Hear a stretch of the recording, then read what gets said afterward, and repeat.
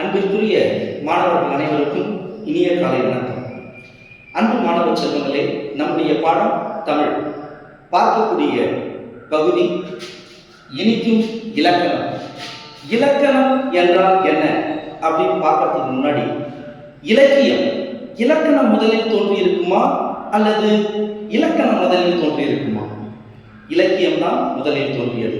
இந்த இலக்கியத்தை இலக்கு கூட்டல் இயம் அப்படின்னு பிரிக்கிறோம். இலக்கணத்தை இலக்கு கூட்டல் அனம். இலக்கியம் என்பது நம்முடைய வாழ்க்கையில் அடையக்கூடிய வழிகளை பற்றி கூறக்கூடியது இலக்கியம். இலக்கணம் என்பது ஒரு மொழியை பிழையில்லாமல் பேசவும் எழுதவும் துணை புரிவது இலக்கணம். இலக்கியம் என்று சொன்னாலே நமக்கு நினைவுக்கு வருவது சங்க இலக்கியங்கள். சங்க இலக்கியங்கள் என்னென்ன? 8 தொகையும் 10 பாட்டும். 8 தொகை நூல்கள்: நற்றிணை, நல்ல குறுந்தொகை, 500, ஒத்த 10 ஓங்கு பரிபாடல், கற்றறிந்தார் ஏத்தும் கலியோடு, அகம் புறம் என்று இத்திரத்து 8 தொகை. 10 பாட்டு நூல்கள்: முருகு, ஒரு நாள், 12 முல்லை, பெருகு, வளமுதிரை, காஞ்சி, மறுவெளிய, கோல நெடுநல்வாடை, கோல் குறிஞ்சி, பட்டினப்பாலை, கடார் தொடும் 10, மலை கொடுபடாம சேர்த்து 10 பாடல். இவை சங்க இலக்கியங்களாக நம்முடைய வாழ்க்கைக்கு தேவையான அத்துணை பாடங்களையும் கற்பிக்கக்கூடிய நம்முடைய முன்னோர்கள் கொடுத்த மிகச்சிறந்த ஒரு அன்பளிப்பு கொடை இந்த சங்க இலக்கியங்கள். ஆனால் இப்பொழுது நாம் பார்க்கக்கூடியது இலக்கணம். யாப்பிலக்கணம், சொல்லிலக்கணம், பொருள் இலக்கணம், அணி இலக்கணம். நாம் முதலில் இப்பொழுது இலக்கணத்தை பற்றி பார்ப்போம்.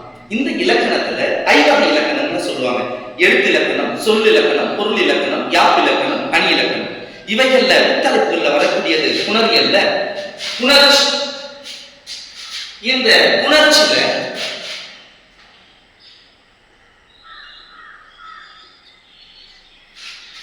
உடம்படுமை புணர்ச்சி, உயிரிற்று புணர்ச்சி, மெய்யிற்று புணர்ச்சி, பண்பு பெயர் புணர்ச்சி, பல வகைகள் இருக்கு. இதை நாம் பார்க்கக்கூடியது 12ஆம் வகுப்புக்கு மிக முக்கியமான ஒரு புணர்ச்சி விதின்னு பார்த்தோம்னாக்கா உடம்படுமை புணர்ச்சி விதி. இதுல 12ஆம் வகுப்புல நமக்கு இந்த சொற்கள் மட்டும்தான் கொடுத்திருக்கிறாங்க. இந்த மாதிரி என்பது நாம் கூடுதலாக கொடுத்திருக்கக்கூடிய ஒன்று. இந்த உடம்படுமை புணர்ச்சி என்றால் என்ன? முதல்ல புணர்ச்சி என்றால் என்ன பார்ப்போம். உதாரணத்திற்கு தனியாழி என்ற ஒரு சொல்ல, இதை நம்ம புணர்ச்சியினுடைய அடிப்படையில பிரிக்கிறோம் அப்படின்னு சொன்னா, தனி கூட்டல் ஆழி அப்படின்னு பிரிப்போம். தனி என்பது நிலைமொழி, இதோடு வந்து சேரக்கூடிய ஆழி என்பது வருமொழி. புணர்ச்சி என்பது இந்த நிலைமொழியின் ஈற்றெழுத்தும் வருமொழியின் முதல் எழுத்து, இந்த நிலைமொழியோடு வந்து சேரக்கூடிய வருமொழியில நிலைமொழியின் இறுதி எழுத்தும் வருமொழியினுடைய முதல் எழுத்தும் சேர்வதுதான் புணர்ச்சி. இதுல வரக்கூடிய மாற்றங்களை தான் நம்முடைய இலக்கண நூலாசிரியர்கள் விதிப்படி வரையறை செய்திருக்கிறார்கள். அப்படி பார்த்தோம்னாக்கா இந்த உடம்படுமை இதனுடைய புணர்ச்சி விதி பார்த்தோம்னா, ஐ வழி யவ்வும், ஏழைய உயிர் வழி வவ்வும், ஏவும் இவ்விருமையும் உயிர் வழி உடம்படுமை என்றாகும். அப்படி என்றால் என்ன? அதாவது ஒரு சொல் மற்றொரு சொல், இவை இரண்டும் பிரிந்து இவை இரண்டும் எவ்வாறு சேர்கிறது என்பதை பற்றி சொல்லக்கூடிய இந்த புணர்ச்சியில, பலதரப்பட்ட புணர்ச்சியில நாம் பார்க்கக்கூடியது இந்த உடம்படுமை புணர்ச்சி. உடன்படுத்துவதற்காக தோன்றக்கூடியது உடம்படுமை புணர்ச்சி. புரியல ஐயா? இன்னும் கொஞ்சம் விளக்கமா சொல்லுங்க அப்படின்னு பாத்தீங்கன்னாக்கா, செல்லம் தனியாழி என்ற சொல்லை எப்படி பிரிக்கலாம்? தனி கூட்டல் ஆழி அப்படின்னு பிரிக்கிறோம். இதுல நிலைமொழியின் இறுதி எழுத்து நீ. இந்த நீல என்ன இருக்கு? இன் கூட்டல் ஈ.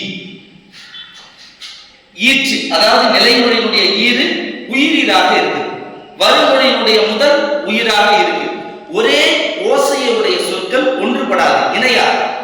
அப்போ இதனை உடன்படுத்துவதற்காக, இணைப்பதற்காக நாம் உடன்படுமையை பயன்படுத்தும்.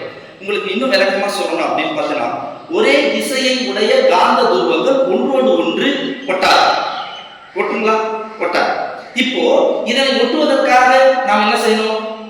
ஐயா, திசையை மாற்றி வச்சாக்கா இது ஒட்டும் அப்படின்னு சொல்லுவோம். அது தவறு. திசையை மாற்றி வைக்காம ஒரே திசையை உடைய காந்த துருவங்கள் ஒன்றோடு ஒன்று ஒட்ட வேண்டும் என்றால் இடையில் ஒரு இரும்பு துண்டை போடணும் அப்படின்னு சொன்னா ஒட்டிடும். அதை போல இங்க நிலைமொழியினுடைய மெய்ச்செழுத்தும் உயிராக இருக்க, வறுமொழியினுடைய முதல் எழுத்தும் உயிராக இருக்க, ஒன்றோடு ஒன்று இணையாது. அப்ப இதனை இணைப்பதற்காக அங்க எப்படி ஒரு இரும்பு துண்டை எடுத்து போடுறோமோ அதே போல இங்க இந்த விதியை பயன்படுத்தணும். இ இ ஐ வழி யவ்வும், ஏனைய உயிர் வழி வவ்வும், ஏன் இவ்விருமையும் உயிர்வரின் உடம்படுமை என்றாகும். அதாவது நிலைமொழியினுடைய இறுதி எழுத்துல இ இ ஐ இந்த 3 எழுத்துக்களும் வந்தா யகரமும், இதை தவிர்த்து மற்ற உயிர் எழுத்துக்கள் என்ன? அ ஆ உ ஊ ஏ ஏ ஓ ஓ அவ் ஏனைய உயிர்வரின் வவ்வும், ஏனைய இந்த நிலைமொழியினுடைய இறுதி எழுத்துல மற்ற உயிர்கள் வந்தாக்க வகரமும், இந்த 3 உயிர் எழுத்துக்கள் வந்தா ஏகரமும் போடணும். ஏனும் இந்த ஈஜமும் யகரம் வகரம் இவை இரண்டுமே பொருந்தும் என்பதுதான் இந்த உடன்படுமை உணர்ச்சியினுடைய விதி. உதாரணத்திற்கு இப்போ தனி நிலைமொழி இறுதி எழுத்துல ஈ இருக்கு. ஈ வந்தா நம்ம என்ன பண்ணணும்? யகரம் போடணும். பார்க்கலாமா? தனி கூட்டல் ஈ கூட்டல் ஆழி. அப்போ இங்க யகரம் போட்டுருக்கோம். எதனால? இ இ ஐ வழி யவ்வும் போட்டதுனால தனி கூட்டல் ஈ கூட்டல் ஆழி. இப்போ மெய் உயிர் இதனுடைய விதி பார்த்தீங்கன்னாக்கா இ இ ஐ வழி யவ்வும் யகரம் வந்துருச்சு. அப்ப அடுத்தது நம்ம என்ன பண்ணணும் அப்படின்னு சொன்னா, எப்பவுமே தமிழ்ல மெய்யும் உயிரும் ஒன்றோடு ஒன்று இணைந்துதான் வருமே தவிர பிரிந்து வராது. இந்த உடலோடு உயிர் சேர்ந்துதான் இருக்குமே தவிர பிரிந்து வராது. அப்போ இதற்கு ஒரு விதி சொல்றாங்க இலக்கண நூலார். என்ன அப்படின்னாக்கா, உடல் மேல் உயிர் வந்து ஒன்றுவது இயல்பே. எப்பா மெய்யும் உயிரும் தனித்தனியாக வராது. இவை ஈ கூட்டல் ஆ சேர்த்தோம்னாக்கா யா. அப்போ இங்க பாருங்க, தனியாழி. இந்த யா எப்படி வந்தது? உடல் மேல் உயிர் வந்து ஒன்றுவது இயல்பே. இந்த மெய்யும் உயிரும் உடல் மேல் உயிர் வந்து ஒன்றுவது இயல்பே என்ற விதிப்படி ஈ கூட்டல் ஆ யா என்றாகி தனியாழி என்று உணர்ந்தது. இதனுடைய அடிப்படையில் தான் உன்னை அல்லால், உன்னை கூட்டல் அல்லால், நிலைமொழி இறுதி எழுத்துல ஐ வரும், வறுமொழி முதல் எழுத்துல ஆகும், இ இ ஐ வழி யவ்வும். அதே போலதான் ஒவ்வொரு சொல் கேட்டு பாருங்க, தனியாழி, உன்னையல்லால், ஒருமையுடன், ஏழையென, மாவிலை, இந்த சொற்கள் உணவு. அடுத்தது பார்க்கலாங்களா?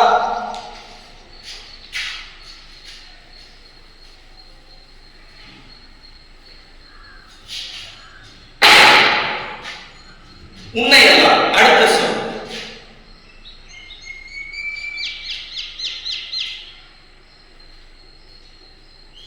இந்த உன்னையல்லால் என்ற சொல்லை எப்படி பிரிக்கலாம்? உணர்ச்சி விதிப்படி உன்னை கூட்டல் அல்லால். சில இதில் நிலைமொழி எது சொல்லுங்க? உன்னை சிறப்பு. வறுமொழி எது சொல்லுங்க? அல்லால். இப்போ நிலைமொழியினுடைய இறுதி எழுத்து என்ன? நை. உணர்ச்சி விதியில பார்க்கும்போது அதை எப்படி பார்ப்போம்? நைய இன் கூட்டல் ஐ. அப்போ நிலைமொழி இறுதியில் என்ன இருக்கு? உயிர் எழுத்து இருக்கு. வறுமொழி முதல்ல என்ன இருக்கு? உயிர் இருக்கு. உயிரோடு உயிர் ஒளியினுடைய அடிப்படையில் ஒன்று சேராது. இதனை உடன்படுத்துவதற்காக பயன்படுத்தக்கூடிய விதி உடன்படுமை உணர்ச்சி விதி. அப்போ இ இ ஐ வழி யவ்வும். இங்க நம்ம இருக்கக்கூடியது ஐ வந்தாக்கா ஏகரம் போடணும். அப்போ உன்னை கூட்டல் இ கூட்டல் அல்லால். ரைட்டுங்களா? அடுத்து பாருங்க, மெய் உயிர் இவை இரண்டும் உணர்ச்சியில தனித்தனியா வருமா? மெய்யும் உயிரும் எந்த விதிப்படி சேர்ந்து வரும்? உடல் மேல் உயிர் வந்து ஒன்றுவது இயல்பே. ஈ கூட்டல் ஆ சேர்த்தோம்னாக்கா யா. அடுத்து பாருங்க, சேர்க்கும் பொழுது உன்னை அல்லால். சிறப்பச்சலாம் புரியுதுங்களா? யாராச்சும் சந்தேகம் இருக்குங்களா?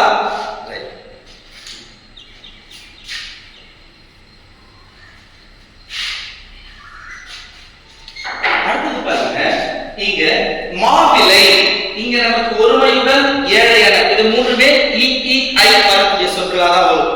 மாவிலை என்ற சொல்ல நம்ம எடுத்துக்குவோம்.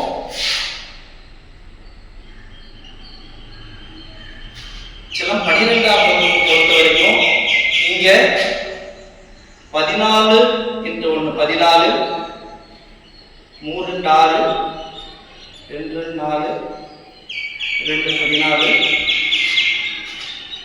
நாங்க 8 நாங்க 8 3 12 3 18 4 கூட்டல் 2 6 90 மதிப்பெண் அரசு பொதுத் தேர்வினுடைய வினாத்தாள் வடிவமைப்பு இதுதான். இதுல இங்க எப்படி பாருங்க, இந்த 7x14 ஒவ்வொரு ஆண்டும் கட்டாயமா கேட்கப்படக்கூடிய ஒரு வினா இந்த புணர்ச்சி. சரிங்களா?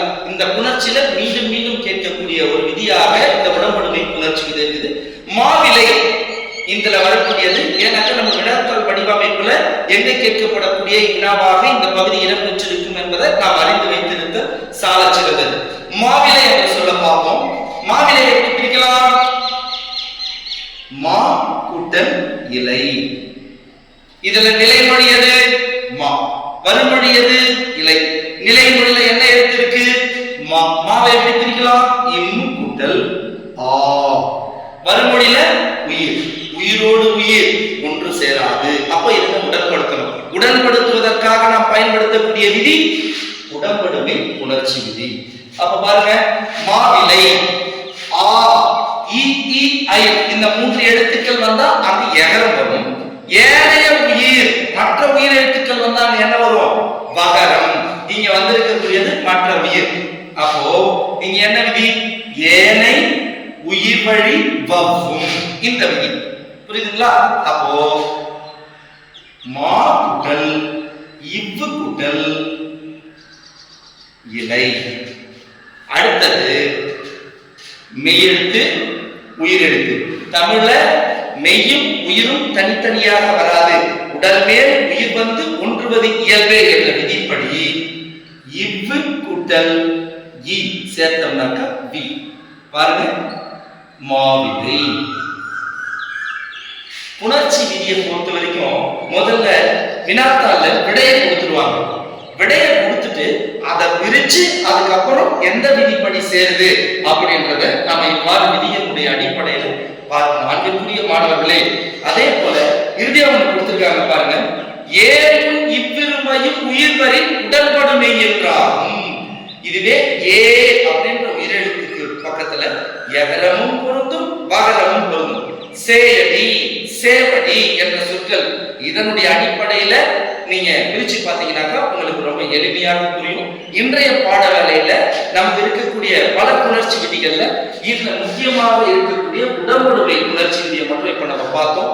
அடுத்த பாட வேலையில மற்றொரு விதியை நம்ம சந்திப்போம். அது வரைக்கும் உங்களிடமிருந்து விடைபெறுவது உங்கள் தமிழையா. நன்றி, வணக்கம். To be continued.